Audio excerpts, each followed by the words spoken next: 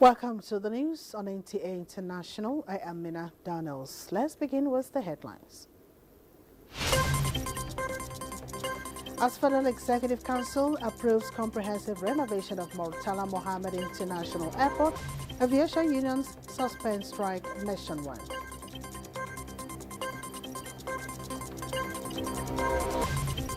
Independent National Electoral Commission (INEC) to conduct by-elections in 16 constituencies across 12 states.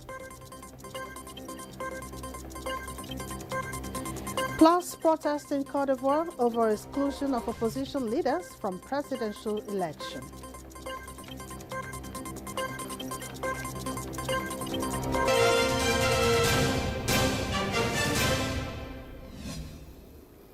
The Renewed Hope administration is set to commence another massive infrastructure project, this time in the aviation sector, with the Federal Executive Council's approval for the comprehensive renovation of the Murtala Mohammed International Airport in Lagos. State House correspondent Musbah Danwahab engages the Minister of Aviation and Aerospace Development, Festus Keyamo, on the need and prospects for the project. Murtala Mohammed International Airport remains tall in Abuja. But then, the statue of the airport inaugurated in 1979 can no longer effectively shoulder its responsibility as the busiest international gateway.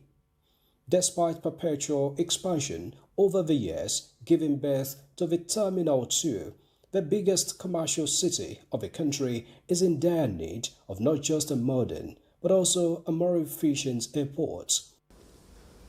And now, about 50 years after its inauguration, there is a renewed hope for its new look, with over a 700 billion naira FEC approval for a comprehensive renovation. The outgrown road network, outdated building structures, and the equipment in the airport's 2 terminals are to make way for modernization.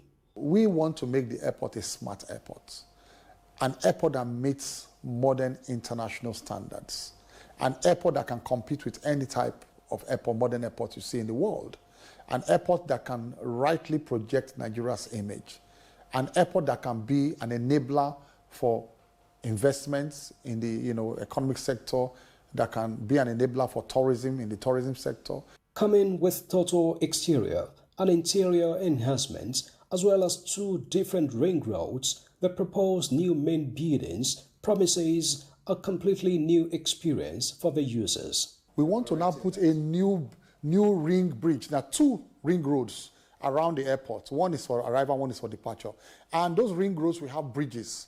One bridge will take you up to the 2nd floor of that Terminal B, I'm talking about Terminal 2, where the bridge will just pass by the side of that glass door at the top. And they will now open the glass door as an entrance or different entrances. That's the drop-off area, and you are walking it straight into departure. So you don't have to carry your bags up again, the lift or the carousels. And that thing will go around the airport. It will also connect Terminal 1. That same road will connect Terminal 1 and come back again to the Oshodi Expressway.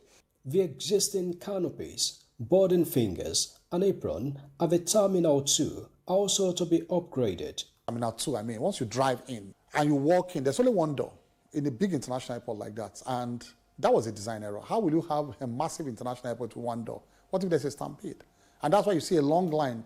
Sometimes in the rush hour, you see customs and immigration check or customs checking people's bags. And because there are no multiple doors, there's only one door. You see a long queue going, to the outside. With the funding guaranteed under the dedicated Renewed Hope Infrastructure Fund, the actualization of this aviation infrastructure is set for 22 months after mobilization to site. In Abuja, Musbah Danwahab, NTA News. Aviation unions in Nigeria have announced the suspension of their planned nationwide strike, which was set to begin Monday, August 11, 2025. The unions, comprising the National Union of Air Transport Employees and all other aviation employees, issued a joint statement deferring the strike action. The union cited positive developments following interventions by the Minister of Aviation, Festus Keyamo, and other senior officials. The Minister of Aviation, Festus Keyamo, tweeted on his verified handle, confirming the suspension of the planned strike, which was as a result of his intervention, given a long relationship with labor unions. The minister promises to continue to work with other comrades to find lasting solutions to issues that have been pending in the sector long before he came on board, and by showing absolute good faith, the issues will be resolved one by one. Initiative for the advancement of women in different sectors in Africa are receiving boost with a platform by the United World Congress of Diplomats and the Connect Network Second Phase Development Program. Kevin Ehuanaye reports. The first phase of the Women Connect Africa initiative took place in 2024 with training of over 100 women in digital marketing and other empowerment initiatives.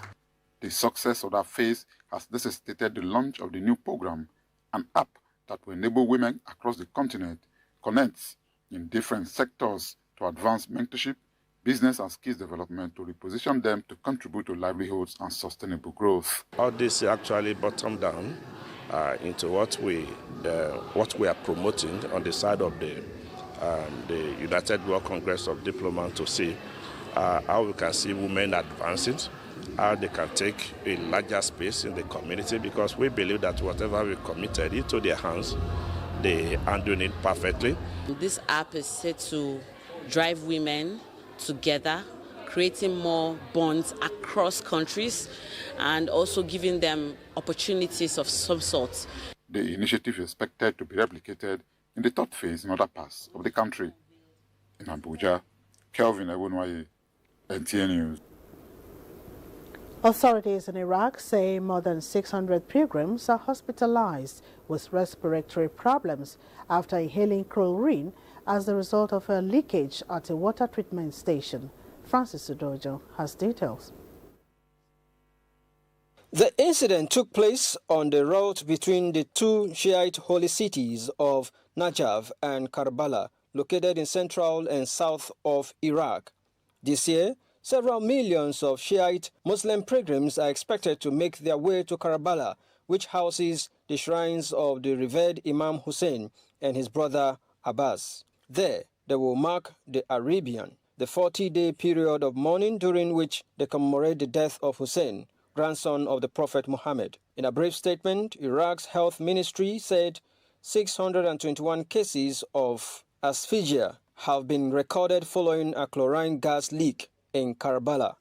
Security forces charged with protecting pilgrims said the incident had been caused by a chlorine leak from a water station on the Karbala-Najaf road. Much of Iraq's infrastructure is in despair due to decades of conflict and corruption, with adherence to safety standards often lax.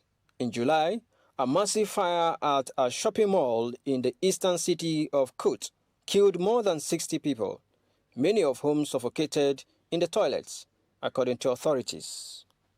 Francis Udojo, NTA News. An international crew of 4 astronauts returned to Earth on Saturday after nearly 5 months aboard the International Space Station. They landed in California in the United States.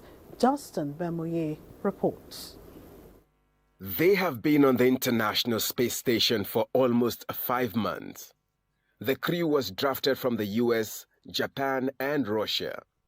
During their mission, the astronauts conducted experiments on plant growth, cellular responses to gravity, and the effects of microgravity on human eyes. All hooks now open and nominal. The mission has been completed, and the crew returned safely on Saturday. NASA Acting Administrator Sean Duffy hailed the mission as a cornerstone for future long-duration space exploration. The mission follows challenges for NASA's Commercial Crew Program. In June 2024, U.S. astronauts Butch Wilmore and Suni Williams, who launched for an 8-day test of Boeing's Starliner, were stranded on the ISS for 9 months due to propulsion issues. NASA recently announced Wilmore's retirement after 25 years of service. Meanwhile, NASA faces workforce cuts of about 20%, roughly 3,900 employees, under President Donald Trump's federal streamlining effort, even as he prioritizes crewed missions to the moon and Mars. Thousands of Ivorians took to the streets in the capital Abuja to protest against the exclusion of opposition leaders from the upcoming presidential election. Francis Odojo again tells us more. Ivory Coast, the biggest economy of Francophone West Africa, is due to hold a presidential vote in October. Earlier this year, 4 main opposition figures, including former President Laurent Gbagbo and former Credit Suisse Chief Executive Tidjane Thiam, have been barred from running by the Electoral Commission. Protesters gathered in Yopougon, a densely populated suburb of the capital, Abidjan, holding banners with messages such as "Enough is enough," "No true democracy without true justice," and "We are millions saying yes" to Gbagbo and Thiam. Gbagbo and Thiam joined forces earlier this year to challenge incumbent President Alassane Ouattara last month. 83-year-old Ouattara announced that he would seek a fourth term. Ouattara's candidacy is contested after he changed the constitution in 2016 to remove presidential term limits. Thiam, president of the Democratic Party of Ivory Coast, won the party's primary in an uncontested vote. Seen as Ouattara's main rival, he has been barred from running on the grounds that he was still a French citizen at the time he declared his candidacy, even though he later renounced his French nationality. Ivorian law bans dual nationals from running for president. Meanwhile, Chadian opposition politician and former Prime Minister Success Masra has been handed 20 years in prison and a 1 billion CFA francs fine. The politician is accused of having disseminated hateful and xenophobic messages, as well as being complicit of murder in relation to massacre in Mandakau in May that reportedly stemmed from an inter-community conflict. Following the trial, Masra's lawyers denounced a humiliation for their client and that the case was based on empty files. They also denounced an instrumentalization of the justice system to settle political scores. Masra was Prime Minister from January to May 2024 when he left his position following his defeat in the presidential election.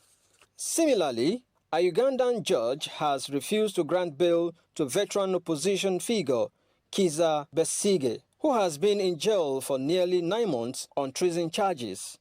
The case has raised concerns among government critics, including opposition leader Bobi Wine and rights groups, about a crackdown ahead of Uganda's national election early next year, in which President Yoweri Museveni is seeking re-election.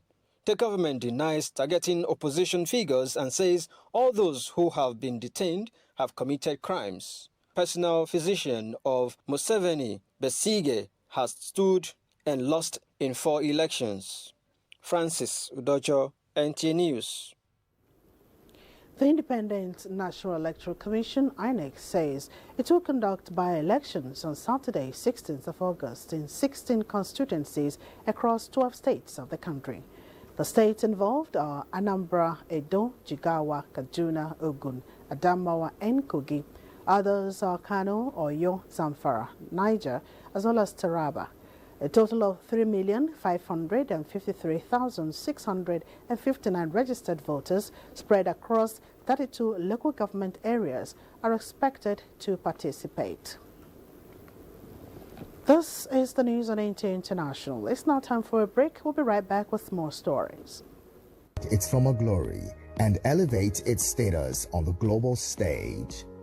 First, the inefficient road network will be replaced with 2 independent ring roads, the outer ring for departures and the inner ring for arrivals. Second, the existing structure of Terminal 1 will be strengthened to improve its integrity. A connection building will link the two terminals, and the skywalk will connect the car park to Terminal 2, ensuring seamless passenger movement within these facilities. Meanwhile, this half-century-old Terminal 1 will undergo comprehensive modernization, featuring an enhanced eagle-inspired architectural design that symbolizes a soaring and hopeful Nigeria. The upgrades will include both interior and exterior enhancements, improved passenger facilities, and advanced mechanical, electrical, and plumbing systems to enhance operations and capacity. Terminal 2 will also undergo upgrades, including refurbished platforms, enhanced canopies, expanded boarding fingers, and an enlarged apron for greater efficiency. Once completed, passengers at MMIA will enjoy a significantly enhanced travel experience. The redesigned infrastructure will provide well-organized and direct access to the terminal buildings, improving efficiency. Optimized internal circulation will ensure uninterrupted movement for arriving and departing passengers. Additionally, modernized facilities, upgraded amenities, and an aesthetically immersive environment will create a more comfortable, seamless, and enjoyable journey for all travelers.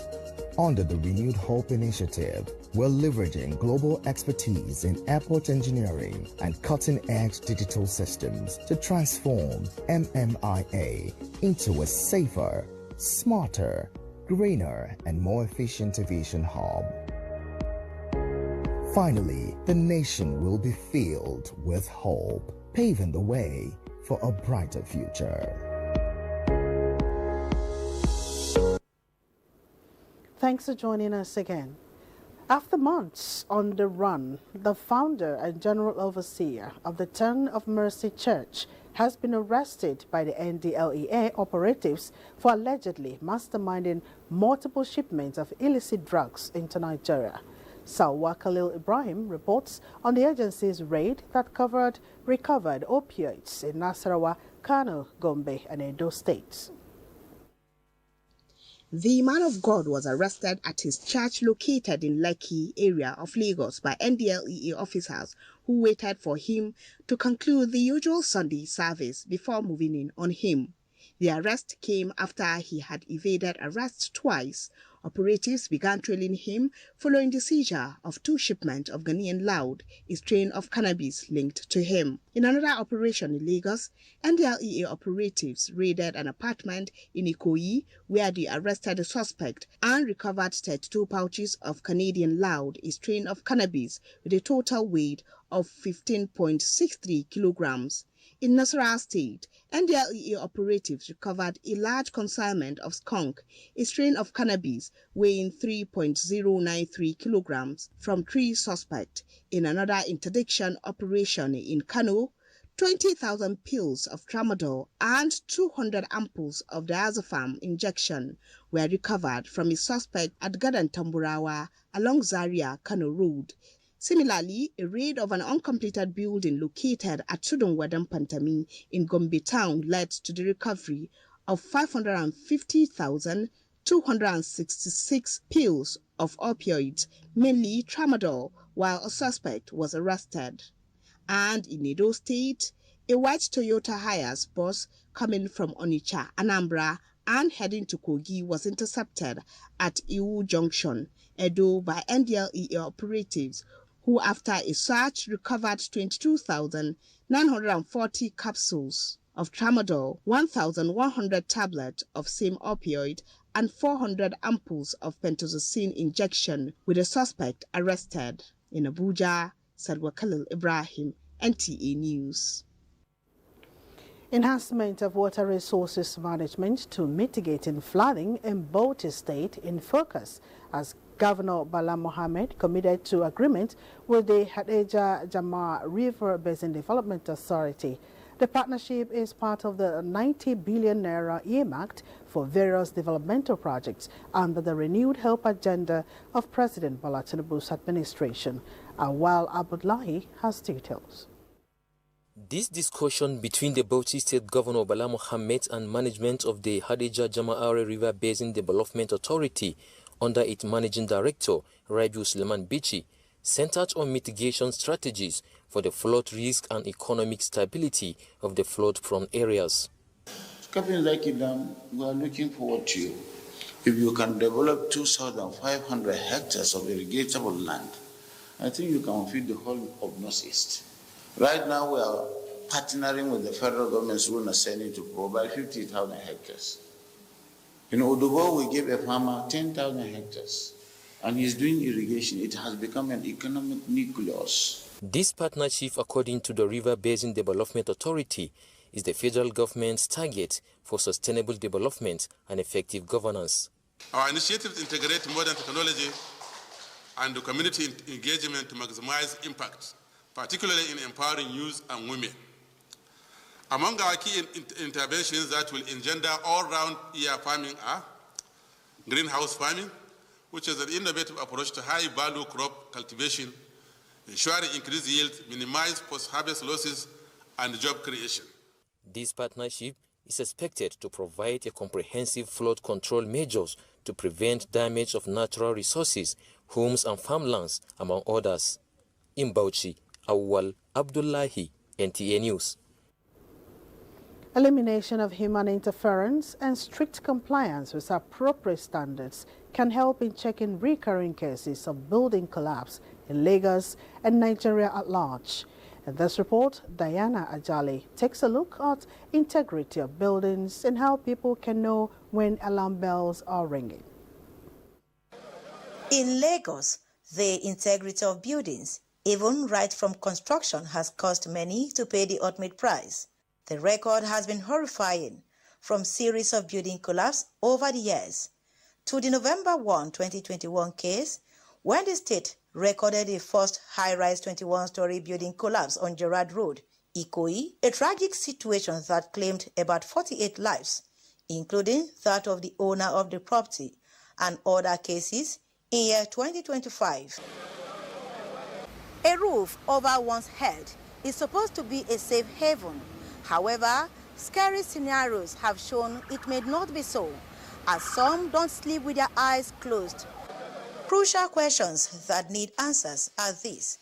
Are there warning signs that indicate a building or ongoing construction is distressed? Buildings also have a way of speaking to us.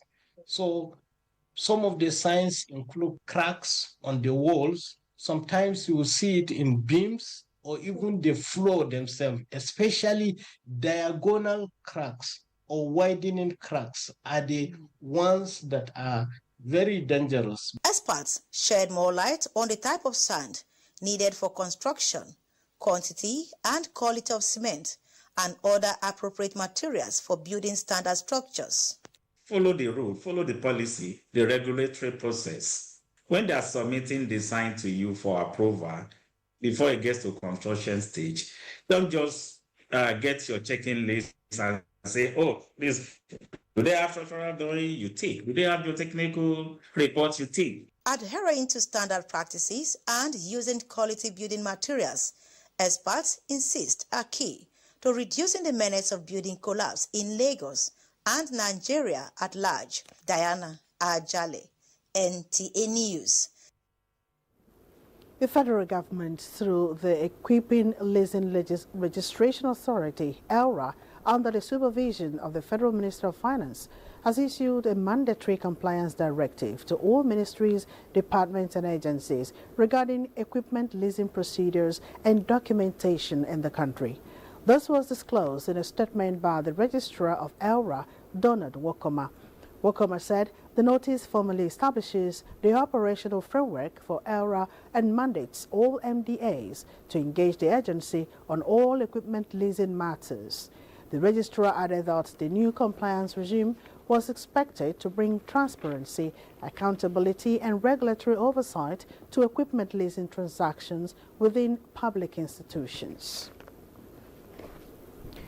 The revival of various entrepreneurs' hip skills institutes by the Kano State government is a strategic step towards addressing social vices and improving the socio-economic well-being of youths. Governor Abba Kabiru Yusuf started this during the distribution of empowerment packages to 1,130 graduates of 6 entrepreneurs' hip skills centers. Abdullahi Mustafa has the details. It was a moment of joy for another batch of 1,130 youth in Kano as they took a significant step towards becoming entrepreneurs. The celebration followed their graduation from 6 recently reopened institutes specializing in horticulture, livestock development, driving, informatics, film and fisheries. Each graduate received an empowerment package tailored to their field of training. Not only the beneficiaries, guests at the event expressed appreciation to Governor Yusuf for the initiative, expressing hope that it will serve as a sustainable solution to youth unemployment in the state.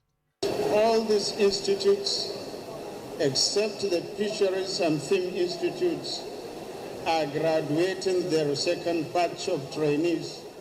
Governor Yusuf described the program as a strategic effort to unlock the enormous potential of young people, empowering them to become self-reliant, productive, and innovative contributors to Kano's economy. The initiative, he believes, is also expected to help curb youth restiveness linked to joblessness. In Kano, Abdullahi Mustafa, NTA News. Nollywood, Nigeria's vibrant film industry, has been a cultural and economic powerhouse in Africa for decades, producing over 2,500 films annually and contributing significantly to the country's GDP. Gofan Saji Ugwanye reports that with its unique storytelling style, Nollywood has captivated audiences globally, showcasing Nigeria's rich cultural heritage and diverse perspectives. The National President of Actors Guild of Nigeria, Ejezie Emeka Rollers, says the second UK Nollywood Roundtable will bring together actors, filmmakers, and cultural advocates to explore the theme, language, accent, and audience, balancing global reach with audience integrity. Accent influence, audience, connection, cultural identity, and international market accessibility. Key topics include celebrating linguistic diversity while aligning with global standards, subtitling and dubbing for inclusivity, how neutral accents, though sometimes necessary, may dilute cultural essence. The roundtable's focus on balancing global appeal with cultural integrity will help Nollywood filmmakers navigate the complexities of producing content that resonates with both local and international audiences. The news ends here. Thanks for your company. I am Mina Daniels.